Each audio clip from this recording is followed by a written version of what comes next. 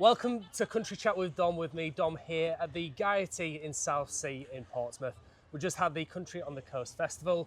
Charlotte Young is joining me right now. Hello. And you're about to perform later on as well. Yes, that's right. By the time that you guys get to watch this, you'll have been on the stage, you'll have absolutely smashed your performance, and it's going to be a wonderful, wonderful night. Thank you. I hope so. I hope so. I'm going to do what I can. Now, we haven't spoken for so long. It has been, what, 2-3 years almost? Gotta be. It's been such a long time. Now, I've taken a break from podcasting. This is me coming back. I took a break for mental health reasons, for trying to find myself. I found that the workload with work life and podcasting and social media and everything was a bit too much. So I scaled it all back down to just doing the radio, and I keep my radio show going. But I'm back. And we sort of took a break, sort of At the same time. Which is really much of a coincidence. It is. I mean, it definitely wasn't planned. No. But like, yeah, I mean, I disappeared for a little bit, but I'm back now. Yeah. I've been creeping back for a few months. I kind of reappeared last summer. And now I'm kind of just going with it, and I'm ready to throw myself at it again. I mean, I disappeared for a few reasons. Part of it was a case of, like you said, mental health. And I think what people don't necessarily realise is when I first started releasing music, it was like 2 days before lockdown was announced. Yeah. And like that entire 2-year period was really hard to navigate. Yeah. And like, I think at the time I thought I had it together, but then I realised I didn't. Yeah. And, you know, I'm quite a social person, but I found it hard to socialise. Yeah. And I think once you take a social person and you put them in an environment where they can't speak to anybody, it's hard, and they may not realise it's hard for a while. Yeah, exactly. And I think that was the case for a bit, so I think there was a mental toll. There was other things as well, but I think part of it is I vanished for a bit because I felt like I was not real, and this doesn't go for everybody at all, but it certainly felt like I was trying to fit into a scene that I felt didn't want me there. Yeah. And that's definitely not the case for everybody within that scene. Yeah. Because there are people like yourself supported me from day one, and I'll never ever forget it. And I know that you'll always support me. Always. But I think there's been a lot of contention and a lot of kind of mean tactics in a scene, and it's exhausting and difficult trying to make your face fit into a group that clearly don't want you there. Yeah. It's And sad like, that. it would be, do you know what? I'd respect it, and it would be annoying, but I'd respect it if it was kind of like, no, I don't like you. Yeah. But that's not it. Just be blunt. Just say, if you don't like something, just say, oh, this is not my cup of tea. You know, this is not my forte. You know, I don't think your sound fits right for me, or however. Absolutely. I think, you know, I'm at the same point where I found myself in a rut where I felt not in competition with everybody, but I felt like everybody's trying to get No one community. up. Yeah. Yeah, 100%. And you know, there's so many great shows throughout the UK, and it is absolutely fantastic. You know, it's what I'm trying to get at really is it's not just from an artist point. It's from, you know, radio, from it's media, everywhere. through photography, through videography, through, you know, podcasters, and you know, end of the day, one of the things I've always said is this show isn't mine. This is not my show. This is not. Yes, I might be the host. I might be presenting, but this is your show. This is your time to say what you want, and whether we talk about, you know, life, or we talk about crisps, or we talk about Jaffa cakes, or even going deep into music. It's just a moment, isn't it? And I think, like, bless you for having that platform, and like I said, there are people like yourselves and so many of you in the scene that are exactly that. Yeah. And you are supporting us, and that's partly why I've come back, because I knew that they'd be there. Yeah. And like, I didn't need to necessarily explain why I was missing, but I was happy to, because for a while I've been too scared to say what I think a lot of people think, which is, you know, we have a great scene in the country, in the UK. It's also not very nice. Yeah. On a grand scale. I think it's getting there. I think like there's been a lot of movement specifically in the past few months where it seems to be getting better, which is lovely. But I've also kind of just decided where I'm like, I'm just going to be myself. Like, I'm sick of trying to fit into a box. I'm sick of trying to please people who just clearly aren't ever going to be on my side. Yeah. And for the people who are on my side, this is for you. Yeah. And hopefully there's a few more of you who join. And like, that's kind of why I'm here and I'm back. And I'm very, very frightened. I'm putting on like a brave face, but I'm ready to do it. I think I owe it to myself. Yeah. So yeah, I'm just going for it now. I mean, like I say, you know, speaking from, you know, for myself, you know, I've got so much respect for people who do come up and they just say say their mind, you know. Yeah. If somebody doesn't like me, come tell me. Yeah, absolutely. Because you know what? I'd actually really like to hear that. Yeah. Because I'd like to know what it is that I'm not connecting with. And if it's a case of you just don't connect with me, that's totally fair. Yeah. Like the biggest artists in the world, you can admit that they're talented, but you may not necessarily connect, and that's okay. Like, Yeah, exactly. it doesn't make you a bad person or a villain. To voice your opinion, it's how you do it. Like, you don't have to be horrible to anyone. Yeah. You can just say, this isn't for me. And you know what? Power to you, because Yeah. like that's brave. Yeah, exactly. I mean, it almost seems like it's very catty. You know, people got the claws out and they're trying to climb their own way up the pole, which is, you know, it's fair enough. People are trying to make it, and people are trying to create a name for themselves. But a lot of people tend to forget about the reason why we do this. That's the right. reason why we're here. The reason why we, you know, artists create music. You know, the reason. You know, end of the day, artists and, you know, podcasters, we've all got to pay bills and stuff. Yeah. Now, a lot of us have, you know, day jobs or, you know, part-time jobs to kind of like fund, because music is not cheap. Music is not cheap at all. Music is not cheap. Not at all. And, you know, a lot of, say, money that's made through music isn't actually from streaming, because it's whatever it is. It's not, I can never remember the figures. Can't even buy a Freddo. No, you can't. No, not I even mean, one. You got the likes of, you know, all your platforms that you submit your music through, DistroKid, you know, TuneCore, CD Baby, Yep. to name but a few. And, you know, from the artist perspective, for the podcasting, we've got like Podbean and so many different other platforms that we use to distribute, but they all cost money. Yeah, exactly. And a lot of people don't realise to actually stream the music, you're paying for that. That's right. And it always baffled me the fact that to get your music, say, on Instagram or Facebook or anything like that, you've got to create a content ID, which the majority of the companies out there charge for. Yep. And some of them, if you don't read the fine print, they sometimes take those royalties from you as well, or That's take right. a percentage of it. And for the pennies that you make, most of it's been taken away as well. And a lot of the money that you do get from the likes of gigs, from, you know, actual merch sales, from Yep. actual physical things that you can give to the consumer, that's where you get most of your money from. And it's so disheartening to see. I mean, it's the likes of, it's been great seeing country rise in the UK. It's an amazing thing. I'm very happy about it. And we need to remember that the likes of these big festivals aren't just big names from America. Yes, you know, artists from the UK, you know, you might be able to pay £10, you know, in a local pub or a club to see them. But if they are going to be at a festival, pay that festival price, because the festival price isn't necessarily the cost of the artist. Yeah. It's the cost of the whole event. Of the experience, yeah. I totally agree. And I think a lot of people forget that. And it'd be nice to see the likes of, you know, the C2C, you know, spotlighting a lot more UK artists, because there's so much great talent here. There is, and I think, like, there's always been a stigma about British music, but nobody looks at Keith Urban and thinks twice. Yeah. I love Keith Urban, but he's Australian. He's not from Kentucky. Yeah. Like, no one argues with that. No one argues with Shania being Canadian. Yeah. Like, and these are some of the biggest selling artists in country music, but you're British and there's an issue. It doesn't make any sense. No. And ironically, not the case for Irish music, because there are a lot of Irish country artists who are fantastic, who are getting their accolades, Yeah. and as they should, and no one's going, oh, they're Irish. They're going, oh, they're Irish. Yeah, exactly. Do you know what I mean? It's the change of the language, isn't it? And it's like, everyone deserves to be there. No one has the right to go, oh, I'm more country than you. Like, it's not. It's not about who's more country. It's about the songs that are being sold and It's the songs, stories. 100%. Like, when did we stray from just being like, this is about songs? Yeah. It's about songs. The most country thing in the world is songwriting. Yeah. That's it. Doesn't matter who you are. To go into songwriting then. Yes. To go onto a positive side. Yeah. So we've mentioned that we've taken a bit of a break, you've come back a bit, you've, you know, gone away a bit more, you're back again now. Yep. In terms of songwriting, how's the whole writing process going for you? How's the whole, just the music in general? Because I think the last time we spoke was Whiplash, Pray for Rain. Yes, so like my first 2 EPs. Yeah. Yes, And it's it been a just- while. Ages ago. So tell me more. Tell me, how's it all going?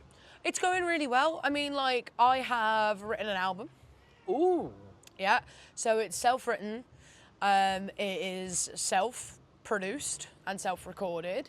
That's why it's taking a longer time. I don't have an exact time in mind yet, because I want to make sure this is good, because it is self-done, right? All of it? All of it's self-done. I'm obviously going to get someone else to master it. Obviously. Of course. And I've got a couple of producers who I'm kind of good friends with, who I'm looking at maybe mixing for me, so they can get their ears on it, because when you're looking at something millions of times, you get blind. Yes, definitely. Quite quickly.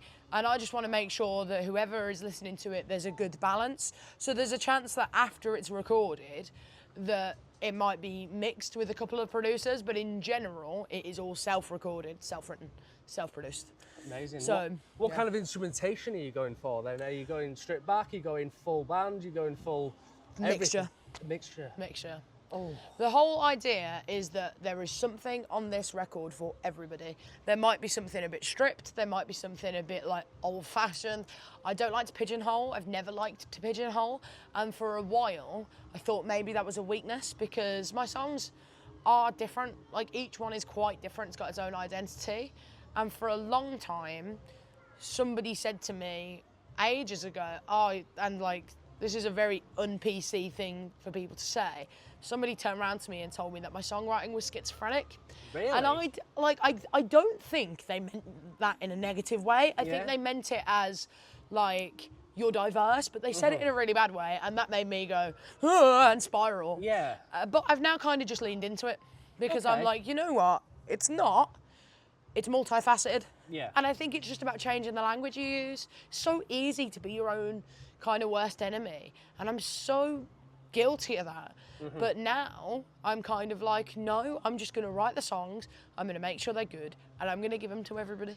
That's amazing. So what are you going to do then in terms of the album? Are you going to release the odd single to hype it up, or are you just releasing the whole album in its entirety? I think so. I think I'm going to do at least one, maybe two singles, and then kind of do an album. I've got a lot of plans for things in between. So basically, I never want to leave my old stuff behind, because I'm so proud of that stuff, but I kind of want it to sit in its own bubble. Yeah. So my plan is to kind of unite everything I've already released in kind of like this is what I started as, and then the next album, the one coming up, but this is what I can do. Yeah. I'm so excited. And there's a lot of growth that's happened in that time, and I would say it's my strongest songwriting. Really? So there's excited. some songs coming tonight off the new album. Tonight at Country on the Coast? Yes. So if you are at Country on the Coast, you've heard all the some of the new songs coming up. Can you give us any names, any titles, anything that you can spill the beans on? Oh yeah, absolutely. So this is not a deliberate theme. I promise you it's not. I promise you it's not. But there's a few songs that have an alcohol title. Okay. So we've got Holy Spirit, and we've got one called 100 Proof. Really? And they're both going to be played tonight. But yeah, I mean, I've got a real mixture of different songs on there, different subjects, different styles. It's all Charlotte Young.